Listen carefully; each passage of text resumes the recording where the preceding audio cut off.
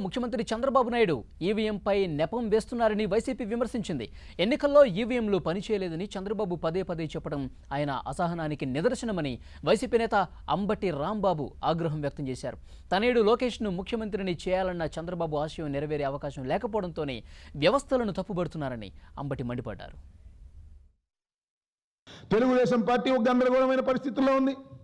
చంద్రబాబు నాయుడు గారు ఒక బీభత్సమైన గందరగోళ పరిస్థితిలో ఉన్నాడు. ఎందుకంటే మునిగిపోతున్న నావ మీరు మునిగిపోతున్నప్పుడు మీరు కన్న కలలన్నీ కూడా మాయమైపోతున్నాయి. మీరు కన్న కల ఏంటో నాకు తెలుసు. ఈ రాష్ట్రాన్ని పరిపాలించాలని కాదు, పరిపాలించడంతో పాటు ఈ రాష్ట్రానికి మీ సుపుత్రుడు, మీ ఏకైక పుత్రుణ్ణి రాజకీయ వారసుడుగా నిర్ణయించి ఈ రాష్ట్రానికి ముఖ్యమంత్రిగా చేయాలనేటువంటి మీ ఏకైక కోరిక ఉన్నదే, ఆ కోరిక శాశ్వతంగా నెరవేర్చబడదనేటువంటి నిర్ణయం రేపు 23వ తారీఖున రాబోతున్నదనేటువంటి భయంతో మీరు ఇలా బెంబేలెత్తిపోతున్నారు.